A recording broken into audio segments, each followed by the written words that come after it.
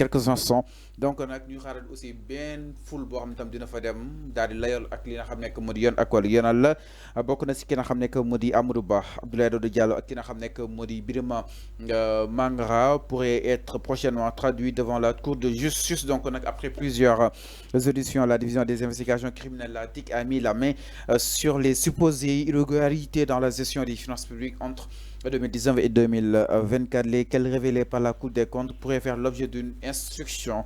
En tout cas, les anciens ministres Amadou Ba, Abdoulaye Daouda Diallo et Birima Mangara pourraient être prochainement traduits devant la Cour de justice. La délégation judiciaire confiée à la division des investigations criminelles pour le collège des juges d'instruction et relative aux irrégularités de la gestion des finances publiques couvrant la période de 2019 au 31 mars 2024 est qualifiée de gestion de fait. C'est le résultat d'un rapport de l'OFNAC qui est la reddition des comptes que cette affaire a été instruite enfin par le procureur de la République.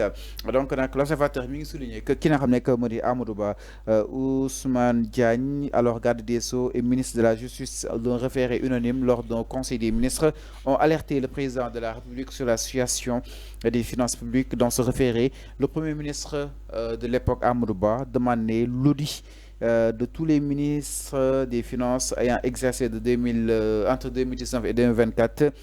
Salou Sall et Amadou Ba figuraient parmi les principaux visés, ainsi qu'une quinzaine d'agents afin de la Cour des comptes amené ko si maanaam Ousmane Diagne nekkoon ministre de la Justice taxawoon neen pour xool ñi géré woon finance diggante ak 2019 jàpp 2024 suñu xool nag Salou Sall ak Amadou Ba ñoom lañ si gën a visé. Abdoulaye Daouda Diallo aussi beneen li nga xam ne que moo di quinzaine d'agents de la Cour des comptes.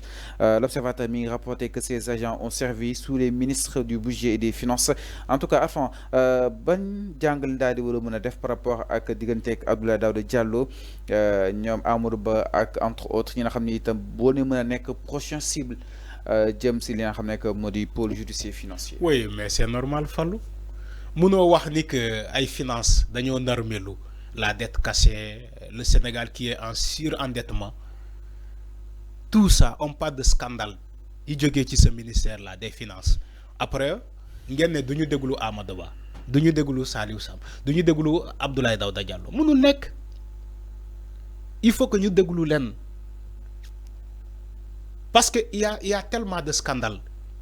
On a mais attends Fallou quand même mais li ñu doon wax ci scandale mooy le contrat d'armement des 45 milliards. Les armes ont été commandées directement depuis le palais. Kan moo fay Abdoulaye Daouda Diallo moom moo nekkoon ministre des finances.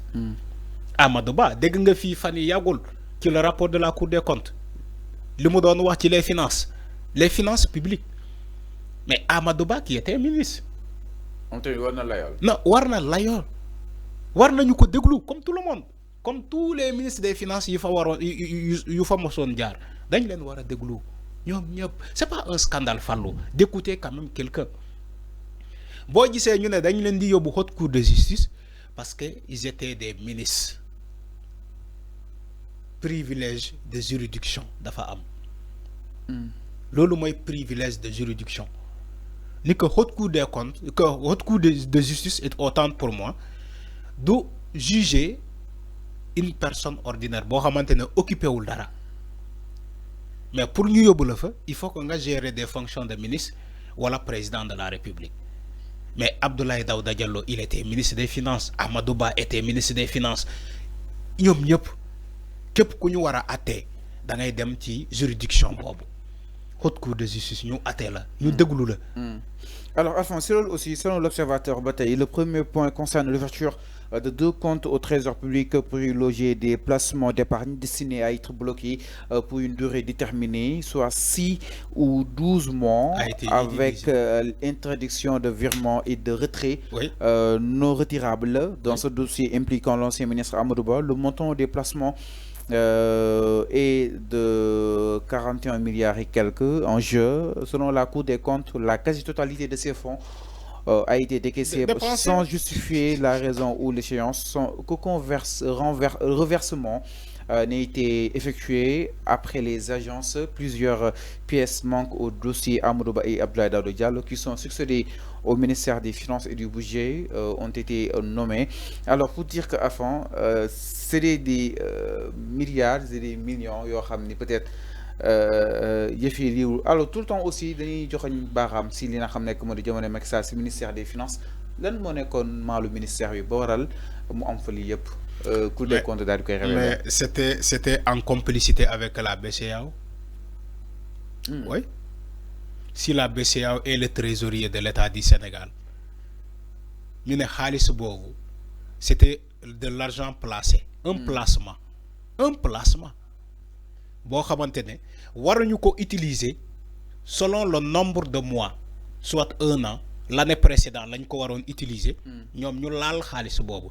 Mais de l'argent placé au niveau de la BCEAO kan moo ko décaissé nan lañuy def ba jot ci xaalis boobu moo tax ma ne la en complicité avec la BCEAO. Donc c'est un circuit. Oui, en complicité avec la BCEAO. Comment de l'argent destiné à être utilisé l'année suivante ñoom ñu fexe def seen pexe ba laal xaalis boobu ba ñu dépenser ko selon le rapport de la Cour des comptes. Donc loolu su amee il faut poser la question à la BCEAO lan la ñuy def ba ñoom ñu ñëw laal xaalis boobu. Donc les sox aussi. Voilà, c'est ça. Tout ça, ils nous doivent des explications. Alors, avant aussi, que ça soit Amadou Ba, que ça soit Kenan. Avant aussi, un dossier, c'est-à-dire le second dossier concerne le scandale présumé des certificats non négociables. D'après le rapport, des fonds ont été détournés. Le dossier implique plusieurs personnes morales et des pairs plongés dans ce dossier. Les ministres concernés ainsi que des cadres des services du ministère des Finances et du Budget sous la responsabilité de Birima Mangara sont accusés d'avoir dépassé l'étendue de leur responsabilité, d'avoir commis des irrégularités lors de la gestion de ces fonds. Madame Birima Mangara et compagnie de l'ENI accusé que ni avant concrètement, c'est-à-dire le fait de dépasser l'étendue de leur responsabilité. Alors, nous avons dit que Birima Mangara, nous avons ministre concrètement. Oui, c'est puni par la loi. Quand tu usurpes tes fonctions, à la place de la personne qui devait faire ce travail-là, tu as usurpé tes fonctions, tu es devenu un imposteur. Mais bien sûr, c'est puni par la loi. Usurpation de fonction, c'est puni par la loi.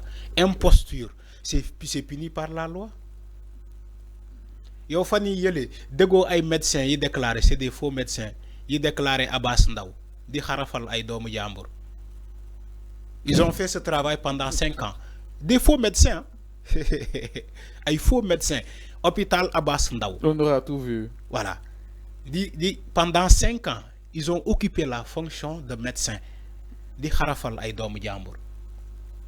De que c'est pas des médecins, c'est des faux médecins. Dañ len japp, je crois barke demba lañ len japp.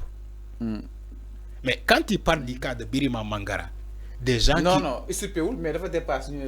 Mais quand il dépasse tes fonctions, c'est quoi? C'est l'homme usurpation de fonction. Tu dépasses tes prérogatives. Ñu ne la du yow yaa ko waroon def. À la place de la personne bi ko war a def, yow nga def ko. Te kenn santu la ko. Tu as usurpé tes fonctions. Waro def lolo. C'est puni par la loi. Fallo, c'est comme si tu es dans une banque. Tu es un agent comptable de la banque. Ñu ne la, tous les dossiers de la banque doivent être signés par le directeur général de la banque. Yow nga nek ben simple agent comptable.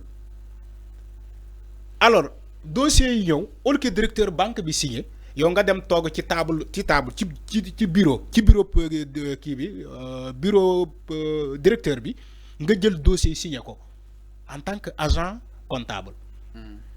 Yow tu as usurpé tes fonctions. Du yow yaa war a signé dossier yooyu. Dossier directeur général bi moo ko war a signé. Léegi directeur général bi bu ñëwee constaté ni que agent bi moo ko signé mu laaj la ci ban lan moo la may ban sañ-sañ nga am pour signer dossier yi looy wax directeur bi su ko neexee mën na la poursuivre en justice mu porter plainte là. Tu as signé des dossiers que tu ne devais pas signer. Tu as usurpé tes fonctions. C'est puni par la loi. Tu prends des décisions au nom de la personne qui devait prendre ces décisions-là. C'est pas sérieux. C'est pas sérieux. Un député, il doit s'arrêter dans son poste de député. C'est comme si tu me dis un ministre, moi, dem Assemblée nationale de voter loi. Alors, est-ce qu'un ministre mën na dem toog ci place député Assemblée nationale de voter ay loi? Un ministre. Alors, l'air na mi non exactement par rapport ak li nga xam ne moo di muru bi jëm si convocation donc peut-être yàggatul di nga ko daal di teewee exactement ñu daal di leeral li nga xam ne moo di si kanam yoon ak wàllug yoonal alors Arfan daal di ñëw si beneen ponk sans plus tarder mooy Macky Sall privé na exactement